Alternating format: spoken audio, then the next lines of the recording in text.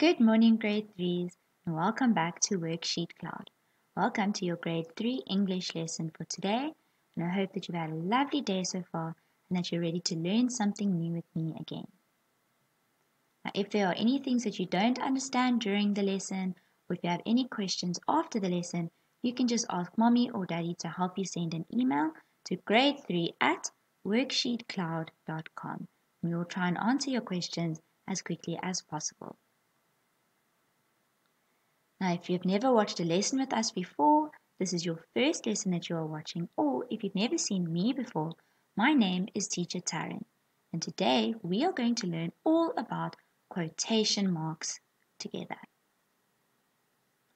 Okay, so here is a little boy, and his name is Jonathan, and Jonathan is saying, please bring your costume with you. So he is probably having a conversation with someone else where he's telling them to bring their costume. Now, when we see it in a cartoon, or if we see it on TV, we might see a speech bubble like this, and the words that are in the speech bubble are the actual words that come out of Jonathan's mouth. But when we read it in a book, or we read it in a story, it's going to look a little bit differently.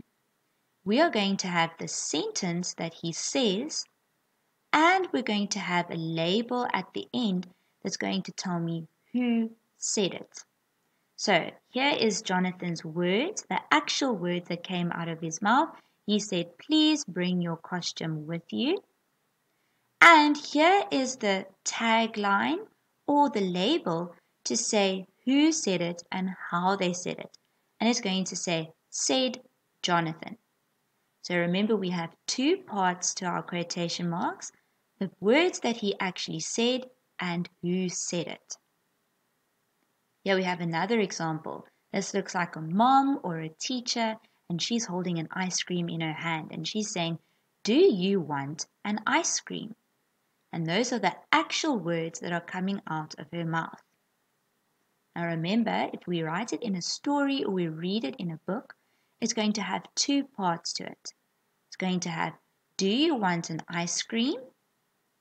The actual words that came out of her mouth or the words that were in the speech bubble, and there's going to be a tag or a label to say who said it, mom said it, and how she said it. It says that she asked it. So, do you want an ice cream? Those were the actual words that came out of her mouth.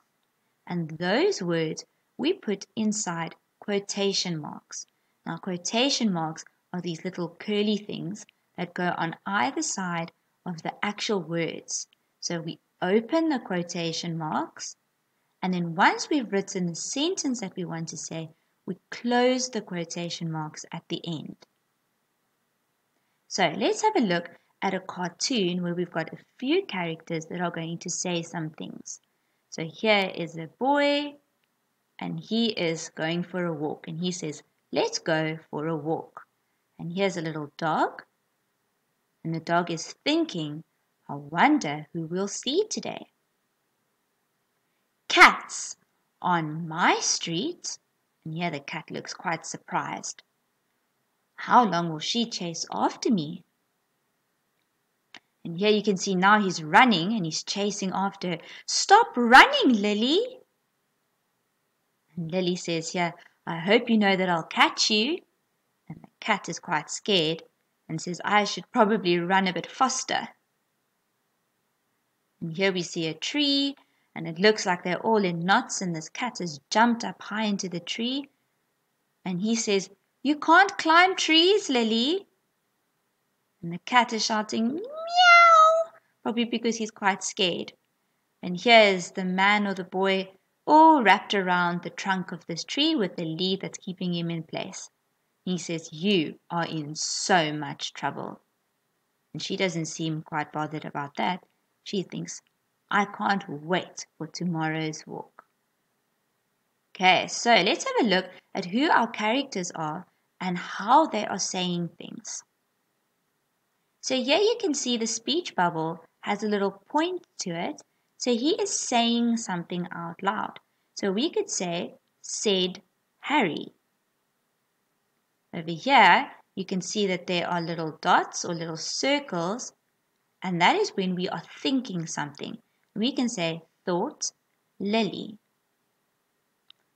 And here the cat is thinking, and it's little circles, and we can see that it's a thought. We could say, thought the cat. And at the bottom over here, shouted Harry, because he's shouting with an exclamation mark over there. So remember we said that these parts at the end of the sentence, or at the end of the quotation marks, tell us who said it, or who thought it, or who shouted it, and it tells us how they said it, or how they thought it. Okay, so let's have a look at these 4 sentences over here, and then we're going to try and put them into our quotation marks with our label at the end that says who said it and how they said it. So the first example says, screamed Harry. So the first sentence over here, you can't climb trees, Lily, we're going to put inside our quotation marks. So we put the whole sentence inside. We say that we open our quotation marks.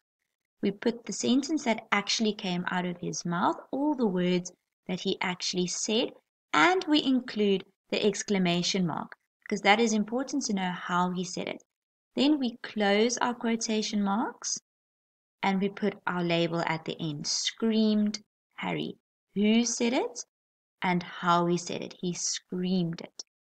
So the next one is screeched the cat. So let's go and have a look at what the cat screeched. Meow! So that sound is going to go inside our quotation marks. We open our quotation marks, the whole sound that the cat said with our exclamation mark. Then after the exclamation mark, we put close quotation marks, screeched the cat, and we put a full stop at the end because that is the end of our full sentence. The next one, you are in so much trouble. We put that whole sentence inside our quotation marks with the exclamation marks, said Harry, full stop. And the last one, where Lily thinks, I can't wait for tomorrow's walk. We put that inside our quotation marks, open quotation marks. We put all the actual words that she thought, close quotation marks, thought Lily. So now we've taken these sentences and we put them inside our quotation marks. Okay, so let's have a look and see if we can see what is at the end of these sentences. Don't run in the passages, shouted Miss Smith. Can you see that there is an exclamation mark, which tells us that she said it excitedly or she shouted it. We like sweets and cool drink.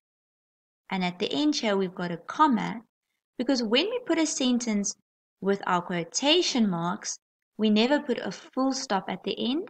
Where we would normally put a full stop, we would put a comma. Said Mary. She said it, she didn't exclaim it or shout it or say it with emotion, so we put a comma. Would you like to go to the shop? It's a question. We start with would. So we have a question mark, and that question mark tells us that she asked the question. It is test week, said Mrs. Green. She said something, so there is a comma at the end.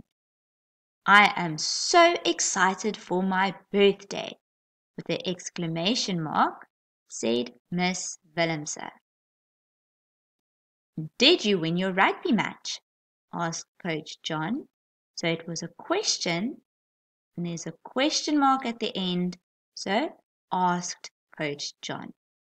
So these punctuation marks at the end of our sentence, before we have our label of who said it and how they said it, are all included inside our quotation marks. So let's have a look at what that would look like. Don't run in the passages, shouted Miss Smith. Remember we said we open our quotation marks at the words that came out of her mouth. and we close our quotation marks after our punctuation mark. We would like sweets and cool drink, said Mary. We open them right at the beginning, and we end our quotation marks after our comma. Would you like to go to the shop? Asked Mom. We open our quotation marks just before the actual words that come out of Mom's mouth. We finish with our question mark, and then only after the question mark we close with the quotation marks. It is test week, said Mrs. Green. So we open right at the beginning and we close after the comma. See if you can do the next one by yourself, and then we will check together.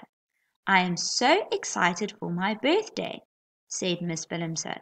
So where would you start your quotation marks? And where would you end your quotation marks? And let's see if you had the correct answer. So we'll start it just before the actual words that came out of Miss Willemse's mouth, the quotation marks, and then we'll end the quotation marks just after the exclamation mark. Did you win your rugby match? Asked Coach John. Do you think you know where to put those quotation marks? Yes, just before the did and after the question mark. Okay, now we're going to have a look at where we need to put all our punctuation marks. So my favorite part of the day is when I get to read a book. So this little boy over here has got a book in his hands, and those are the actual words coming out of his mouth. So let's see what it would look like if we saw it in a story. My favorite part of the day is when I get to read a book, said Tim. So now we've got a few things that are missing, not only our quotation marks, we've got a few punctuation marks that we need to fill in. First of all, we didn't start with a capital letter. And if I continue, I see, there's a small I, which should be a capital I. And something over here needs to tell me how he said it. And Tim is not with a capital T for his name. And we need something at the end to end our full sentence. But we need to add in our quotation marks to start our sentence and to end what Tim is saying. So let's see if we can fill it in together. My favorite part of the day is when I get to read a book, said Tim. So we said a capital M and a capital I and an exclamation mark at the end to say how he said it. Said Tim with a capital T because that is his name, and a full stop at the end. But now we need to put in our quotation marks just before what Tim said and after the exclamation mark. And now if I just write it again so that it looks a bit neater, my favorite part of the day is when I get to read a book, said Tim. So let's see if we can do the same now with our three sentences over here. We need a capital D for do you want an ice cream? Asked Mum, so question mark, and we need a full stop at the end.